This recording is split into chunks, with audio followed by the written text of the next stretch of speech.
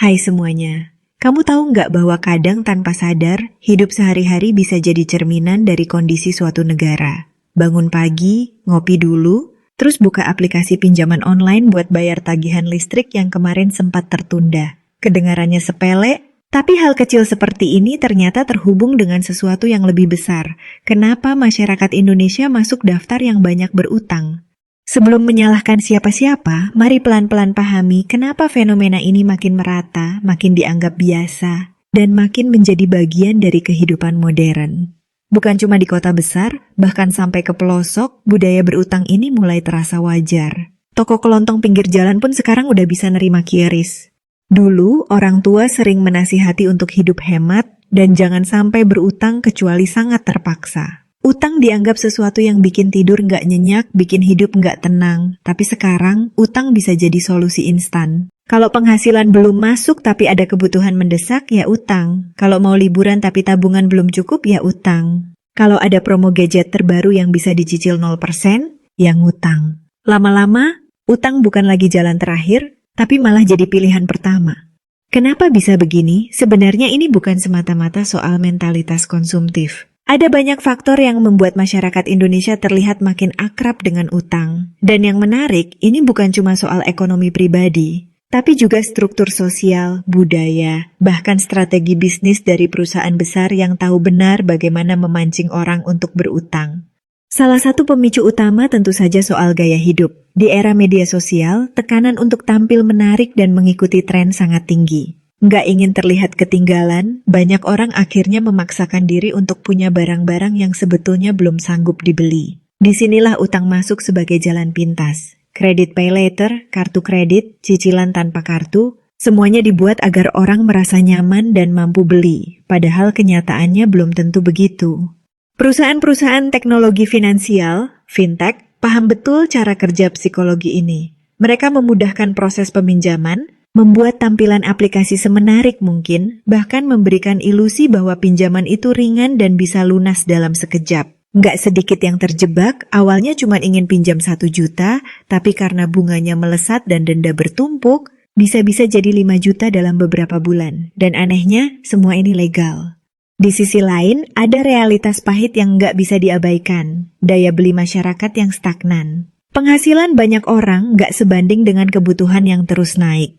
Harga bahan pokok, biaya transportasi, listrik, air, sekolah anak, semuanya naik. Tapi gaji, ya gitu-gitu aja. Kalau dulu cukup pegang 1 juta buat belanja sebulan, sekarang rasanya uang itu cuma cukup buat bertahan seminggu. Dalam kondisi seperti ini, utang bukan lagi pilihan gaya hidup, tapi jadi alat bertahan hidup. Dan jangan lupa, utang juga sering dibungkus dengan kata-kata manis seperti solusi keuangan, kemudahan hidup, atau akses inklusi finansial. Padahal, kalau dicermati, bunga pinjaman bisa sangat mencekik. Lebih gawat lagi kalau masyarakat nggak punya literasi keuangan yang memadai. Banyak yang nggak tahu cara menghitung bunga efektif, nggak ngerti denda keterlambatan, bahkan nggak paham risiko gagal bayar. Yang penting duit cair dulu, urusan nanti dipikir belakangan. Fenomena ini nggak berdiri sendiri. Kalau dilihat dari data makro, utang rumah tangga di Indonesia terus meningkat setiap tahun. Bahkan jika dibandingkan dengan negara-negara Asia Tenggara lainnya, pertumbuhannya tergolong cepat. Artinya, bukan cuma individu yang makin tergantung pada utang, tapi struktur ekonomi kita juga mendorong hal itu terjadi. Kebijakan perbankan, strategi pemasaran, bahkan insentif dari pemerintah kadang tanpa sadar membiarkan masyarakat makin terbiasa berutang.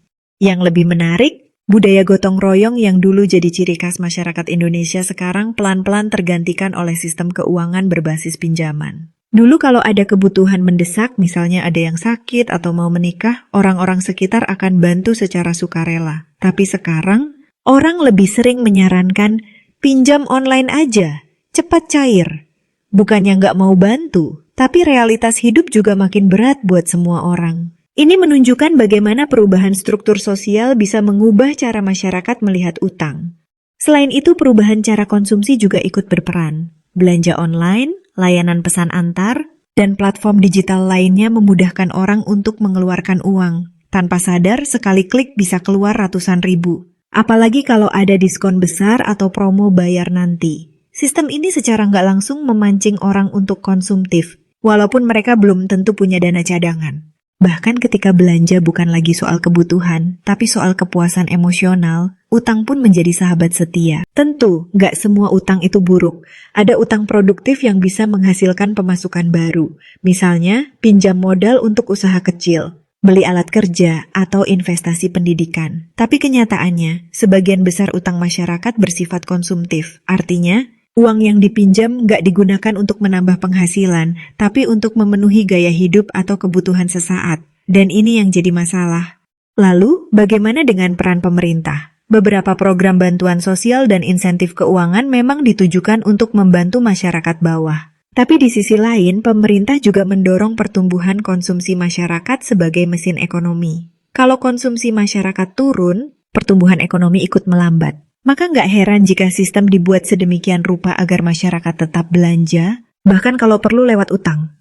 Dan celakanya, makin banyak utang, makin sulit orang keluar dari jeratnya. Saat satu utang belum lunas, sudah muncul tawaran baru dari aplikasi lain. Ada yang akhirnya gali lubang tutup lubang, pinjam dari satu tempat untuk membayar tempat lain. Pola ini, kalau dibiarkan, bisa berujung pada krisis pribadi. Dan ketika jumlah orang yang mengalami hal serupa makin banyak, ini bukan lagi sekadar masalah individu, tapi masalah nasional.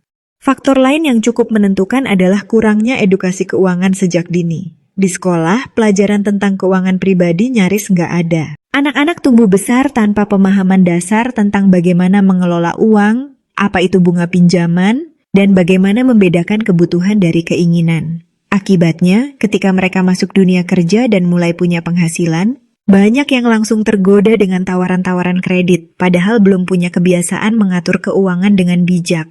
Nggak bisa dipungkiri, hidup di zaman sekarang memang mahal. Tapi mahalnya hidup nggak harus diimbangi dengan makin banyaknya utang. Sayangnya, sistem yang ada sekarang justru mendorong ke arah sebaliknya. Bahkan lembaga keuangan pun berlomba-lomba menciptakan produk baru yang lebih mudah diakses, tanpa mempertimbangkan apakah calon peminjam punya kemampuan membayar atau enggak. Yang penting target pinjaman tercapai. Urusan gagal bayar belakangan. Ketika utang sudah menjadi budaya, bukan lagi sekadar kebutuhan darurat, saat itulah masalah sebenarnya mulai muncul. Orang bisa terlihat sukses dari luar, tapi ternyata setiap bulannya harus bayar cicilan dari berbagai arah. Ada tekanan psikologis yang besar, perasaan dikejar-kejar, dan ketidakpastian finansial yang terus menghantui. Semua ini membuat kualitas hidup menurun, bahkan bisa berdampak pada hubungan sosial dan kesehatan mental. Lalu, apa yang bisa dilakukan? Langkah awal tentu dengan meningkatkan kesadaran bahwa nggak semua tawaran menarik itu benar-benar menguntungkan. Bahwa hidup sederhana bukan berarti kalah, tapi justru bisa jadi bentuk kemenangan melawan sistem yang memaksa untuk konsumtif. Bahwa menunda keinginan demi kestabilan finansial jauh lebih bijak daripada menuruti semua godaan dan berujung pada stres berkepanjangan. Penting juga untuk mulai membangun kebiasaan menabung, meskipun sedikit. Karena dari sedikit itu bisa tumbuh rasa aman dan keyakinan bahwa kebutuhan masa depan bisa disiapkan. Selain itu, belajar mengelola keuangan pribadi menjadi kebutuhan utama, bukan pilihan. Bahkan kalau bisa, pelajaran seperti ini harus masuk dalam kurikulum sekolah, supaya generasi berikutnya nggak mengulangi siklus yang sama. Pemerintah, lembaga keuangan, dan masyarakat harus duduk bersama membenahi sistem ini. Perlu ada batasan yang jelas, regulasi yang ketat, dan edukasi yang menyeluruh. Karena utang yang nggak sehat bukan hanya merusak individu, tapi bisa mengganggu stabilitas sosial dan ekonomi negara.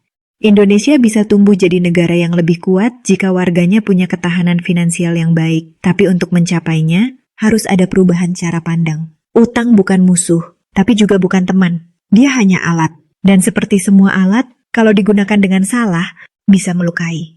Jadi kalau hari ini merasa dikelilingi oleh tawaran utang yang menggiurkan, coba berhenti sejenak. Tanyakan pada diri sendiri, apakah ini benar-benar butuh atau cuma ingin? Lalu ingat bahwa kebebasan sejati bukan berasal dari bisa membeli semua hal, tapi dari kemampuan untuk bilang enggak pada hal-hal yang enggak perlu. Hidup enggak harus mewah untuk merasa cukup, dan utang bukan satu-satunya jalan untuk mengejar kenyamanan. Kita hanya perlu lebih jujur pada diri sendiri, lebih bijak dalam mengambil keputusan, dan lebih berani untuk hidup sesuai kemampuan. Karena pada akhirnya, yang bikin hidup tenang bukanlah seberapa besar pinjaman yang bisa didapat, tapi seberapa ringan langkah kita menjalani hari tanpa beban yang terus membuntuti. Semoga video kali ini ngasih wawasan baru dan bermanfaat. See you di next video.